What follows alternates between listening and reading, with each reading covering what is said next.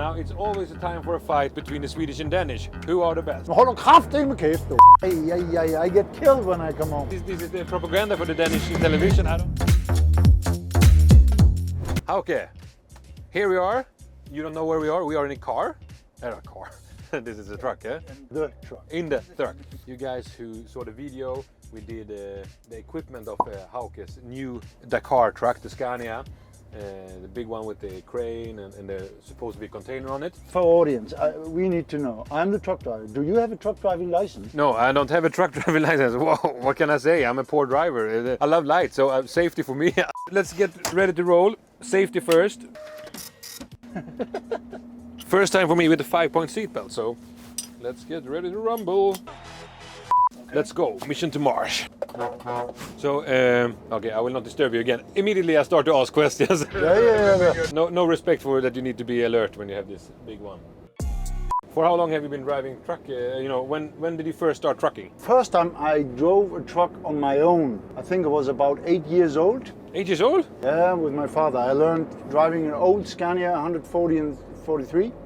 My father, he drove the Middle East when I was very young. I grew up with trucks. He has been driving truck all his life too. Okay. My brothers are driving truck too. So when I went to military, I got the driving license for the truck, and I love trucks, and that's why I'm back in the seat. Yeah. Has it always been a Scania? No. I started out in a Scania, and then for several years I drove a MAN. I had an 8x8. I switched over to Scania. I thought it's time to try something new. If you haven't checked Hauke's video before, go in and follow him. It's Max Hunt on Instagram. Max Hunt /EU. You see the link below here. I think you turned on the air suspension, huh? Yeah. Us, that don't drive trucks on a daily basis, me, who don't drive a truck on a daily basis. Which type of road is the most convenient to drive on? Like this, we are on a highway now. Is it very easy to drive here, or do you like to drive on the smaller roads? A good combination between stuff, because just driving highway all the time is boring. Driving highway in Germany is stressful. Denmark, they drive like crazy too. But like in Sweden, you have the space and people take more care of each other. A few moments later. Idiot. What is needed to be a good truck driver? What is the key factors as a personality? Motivation. I think 80% of those who drive a truck, they do it because they love it. They're passionate about driving a truck and do their job and sit in the truck like 60 hours a week, sleep away from the family in a truck. And the salary is bad, and we are unrespected. We don't get any facilities where we can shower and have nothing. So I think there needs to be done a big change, so we can get people into this industry, because it is an interesting industry. It's a lovely industry. And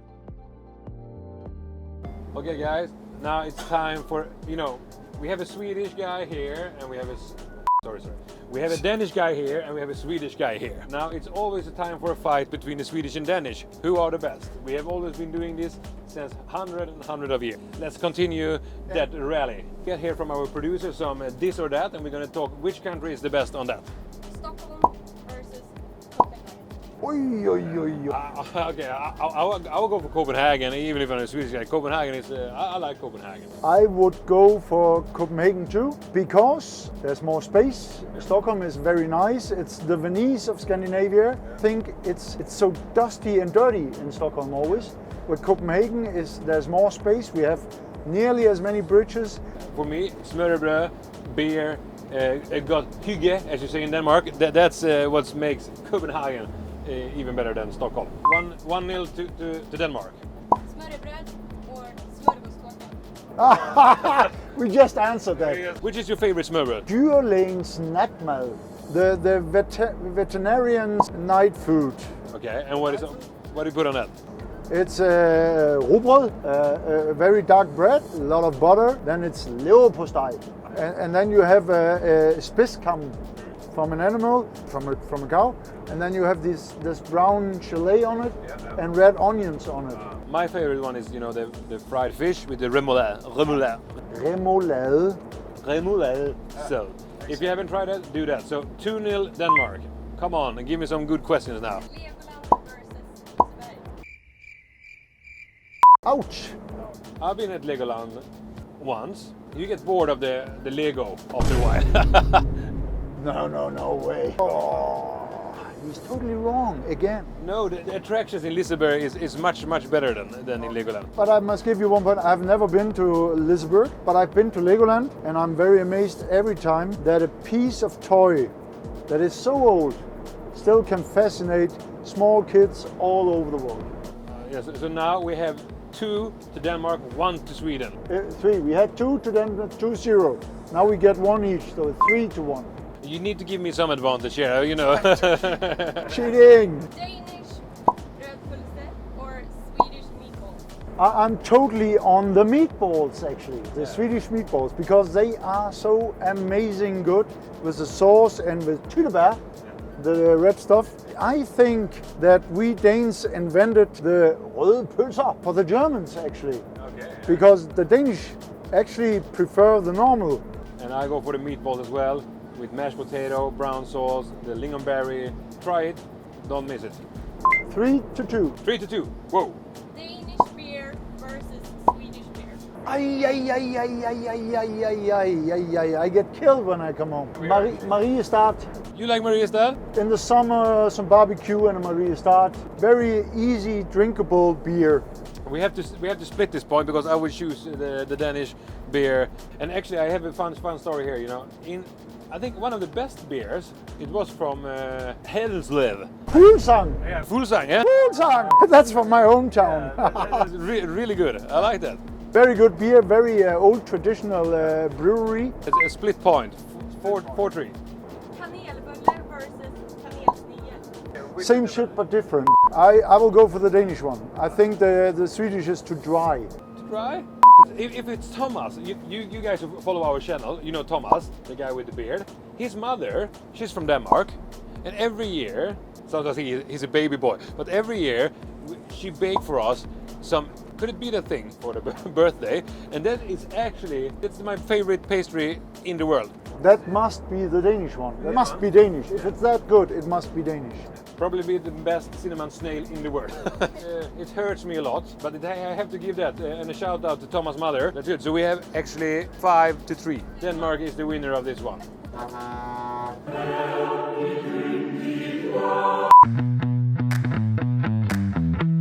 Cool thing here, we have typical stereotypes from you guys. You know, we have guys all over the world following us here on our YouTube.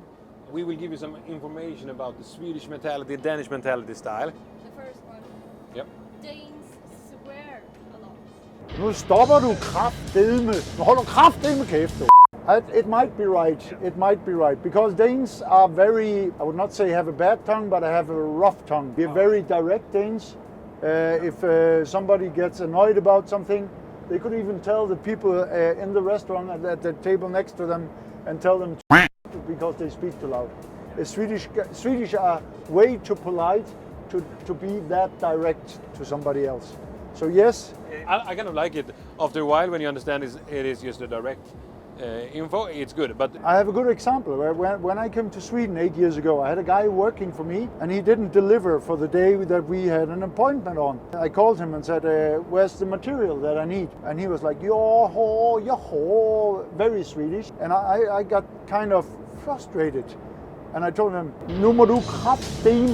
Now you need to get your finger out of and get the stuff done. You promised me. And then he told me in a very Swedish polite way that I was very angry at him. I said, no, you're getting it totally wrong. I'm frustrated. And that's the big difference between Swedes and Danes. We can be very rough to each other and still be friends. as you see, when Hauke gets started, he gets Danish. Swedes are easily offended. Yes. I'm not so typical Swede, but it's really true, you know. You're really easy to be offended by if somebody's passing you in the queue, somebody's taking a shortcut. You know, you've been noticed that probably from when you come to Sweden and see how easily offended we are. Yeah, but the big difference again, a Dane would say it immediately. A Dane would immediately say, hey, could you please go back in line? A Swede gets offended, but would never open his mouth. No, we have a nice saying. We take our hand, cross the fist and put it in the pocket. So easy to judge, but very true, very true. So what is next up? Swedes are not as fun as Danes. I don't know. This is the propaganda for the Danish television. I don't know. Yeah, but it's also correct. I think Danes, as direct as they can be and as mad they can get pretty fast, as funny they can get. You know, we love making jokes and we love laughing, especially at other people. We are easy to make laugh and having fun. Men jeg er ikke heller nogen profs på film. Nu er det totalt stop her. Som jeg bruger sige, er det du eller jeg, som er medium her? Er det du eller jeg? Maybe means yes in Denmark and no in Sweden. Ja, den har jeg aldrig tænkt på. Maybe is no in Swedish and yes in Denmark, yeah.